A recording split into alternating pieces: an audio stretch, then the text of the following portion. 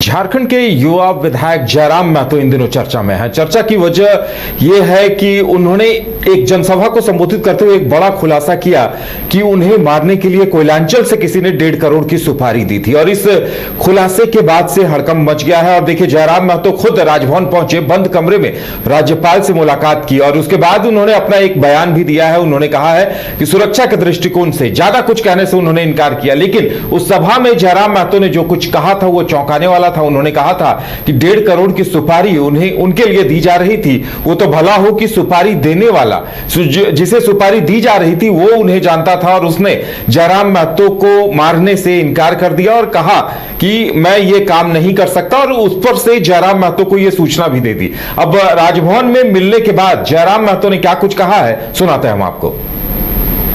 बस वही सुरक्षा के दृष्टिकोण से कुछ चीज़ों पर चर्चा की गई है, क्योंकि कुछ दिनों से देख रहे हैं कि सब कुछ ठीक नहीं चल रहा है, तो महामहिम से उसी विषय पर चर्चा किया।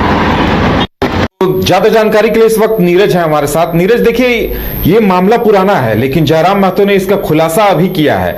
और देखिए, इससे पहले भी ये चर्चा हुई थी कि गृह मंत्रालय से सुरक्षा मांगी गई थी और अब उन्होंने सीधे सीधे राज्यपाल से मुलाकात की है।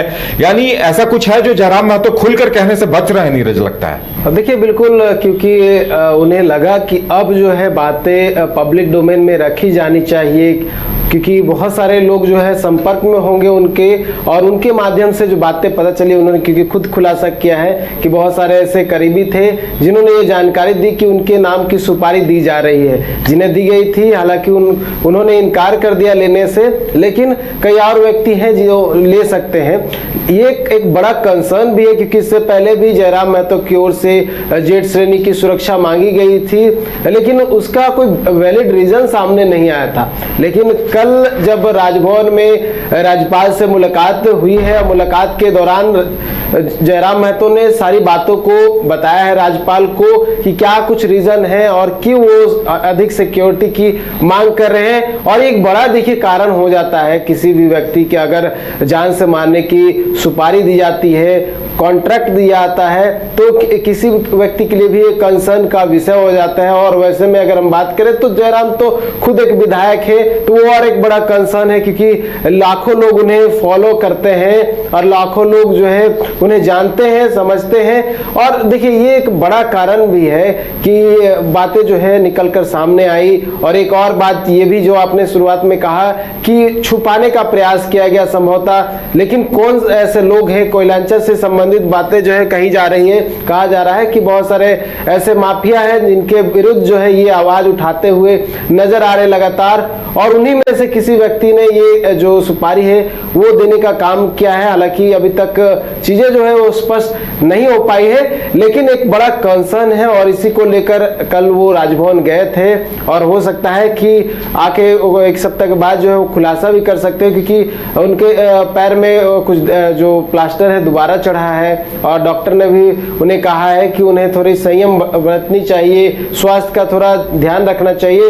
तो उन्होंने कल ये भी कहा है कि वो 7 दिन के अज्ञातवास में जा रहे हैं, यानी कि वो कम लोगों से ही मिल पाएंगे। हो सकता है कि जनसभा को संबोधित भी ना करें। और क्योंकि अगर झारखंड के दृष्टिकोण से एक उपचुनाव की बात करें तो एक उपचुनाव पे एक जो सीट है उस पर भी उपचुनाव होना है घाटशिला पे, और जेएलके ने पहले ही घोषणा कर दिया है कि वो प्रत्याशी देंगे। ऐसे में जयराम महतो की पूरी भूमिका जो है वो महत्वपूर्ण हो जाती है। तो हो सकता है, क्योंकि कल जयराम महतो ने खुद बयान दिया है कि इसको लेकर बैठक बुलाई जाएगी, तो बैठक में जयराम महतो शामिल होंगे नहीं होंगे इसको लेकर भी संशय बना हुआ है। लेकिन बड़ा कंसर्न ये है कि अगर जयराम महतो को अगर इस तरह की धमकी दी जा सकती है, जयराम महतो संबंधित इस तरह की बातें आ सकती है, तो झारखंड का किसी भी विधायक को लेकर भी ये बातें सामने आ सकती है, कोई व्यक्ति, आम व्यक्ति। और बिल्कुल नीरज, देखिए, सबसे बड़ी बात यह है कि ये धमकी काफी पहले मिली थी, जैसा कि वो बता रहे हैं, लेकिन अचानक अभी अगर वो सक्रिय हुए हैं, सुरक्षा को लेकर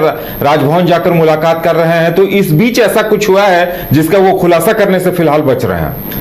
बिल्कुल, देखिए, अभी जैसे कि 2-3 दिन पहले जो उन्होंने बोकारो के मैदान में जो अपना संबोधन दिया, उसी दौरान इन्होंने इस बात का खुलासा किया था।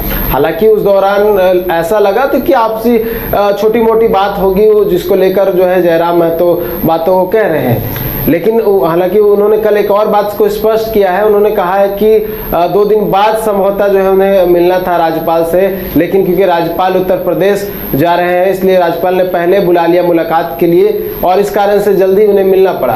तो हो सकता है कि कोई और भी बात है और कुछ चीजें जो है वो खुलकर सामने नहीं आई है। लेकिन अगर ये पूरा मामला है तो जयराम महतो को सबसे पहले तो एक शिकायत जरूर दर्ज करवाना चाहिए पुलिस स्टेशन में कि उन्हें कौन ये कर रहा है, कौन से व्यक्ति है जो उनके खिलाफ साजिश रचने का काम कर रहा है, उनके खिलाफ पूरा षड्यंत्र रचा जा रहा है। तो ये चीजें जो है पुलिस के संज्ञान में भी आनी चाहिए और पुलिस भी इस पूरे मामले को देखे ताकि पता चल पाए कि इस बात में कितनी सच्चाई है, और सच्चाई है तो कौन वैसे व्यक्ति है जो इस तरह के कृत्य करना चाहते हैं, इस तरह के जो चीजें हैं वो निकलकर सामने आ रही है। तो ये पूरा मामला पुलिस के संज्ञान में भी आना चाहिए ताकि जो बातें हैं वो स्पष्ट हो सके। और देखिए कंसर्न का विषय मैं बार बार कह रहा हूं कि एक विधायक को अगर दिया जाता है ये इस तरह की सुपारी दी जाती है एक विधायक के खिलाफ, तो कई और विधायक अभी जो है 79 और विधायक है झारखंड में, उनके खिलाफ भी सुपारी दी जा सकती है। अगर आप उससे जो लोग हैं जो माफिया हैं वो उससे अगर संतुष्ट नहीं है, नहीं चाहते हैं कि उनके विरुद्ध जो है आवाज उठाए कोई भी विधायक हो या फिर आम आदमी हो, तो इस तरह की बातें आ सकती है। तो ये बहुत मेजर कंसर्न है लोगों के लिए भी, और क्योंकि माननीय है तो माननीय के लिए और बड़ा कंसर्न हो जाता है क्योंकि उनके साथ लाखों लोगों का जो आशा और उम्मीद है वो जुड़ा हुआ रहता है। ये सिर्फ मैं जयराम महतो को लेकर नहीं कह रहा हूँ, कई और विधायक उनके साथ लेकर भी कह रहा हूँ। तो एक मेजर कंसर्न है जिसका खुलासा होना चाहिए और इस लेकर शिकायत भी दर्ज करवानी चाहिए और शिकायत के बाद जो है पुलिस को पूरे मामले की संज्ञान लेते हुए जांच करते हुए इसका पूरा खुलासा करना चाहिए कि इस षड्यंत्र के पीछे या फिर जो इस सुपारी देने का प्रयास बिल्कुल, तो इस षड्यंत्र के पीछे कौन है इस बात का खुलासा होना चाहिए। नीरज हमारे साथ जुड़ने के लिए और तमाम जानकारी देने के लिए आपका बहुत बहुत धन्यवाद। तो जयराम महतो ने सुपारी वाली बात का खुलासा करने के बाद जिस तरह से राजभवन जाकर राज्यपाल से मुलाकात की है और कहा है कि सुरक्षा कारणों से ही उन्होंने मुलाकात की है, तो ये संकेत दे रहा है कि मामला कुछ गंभीर है। इंतजार इस बात का रहेगा कि आगे क्या कुछ खुलासा होता है। घर रहने का मकान भर नहीं, ये खुशियों की तिजोरी है। दरवाजे पर दस्तक देता पड़ोस, खिड़कियों से उमड़ आता आसमां, तारों में उलझी ऐसी ना जाने कितनी दास्तां। कहती हैं चले डायमंड सिटी, एक सफर हम सफर के साथ अपने घर तक। Diamond city, life long bonding, 500 से ज्यादा खुशहाल डायमंड परिवार। जल्दी करें, सिर्फ 200 फ्लैट बाकी। आज ही बुक करें अपना आशियाना।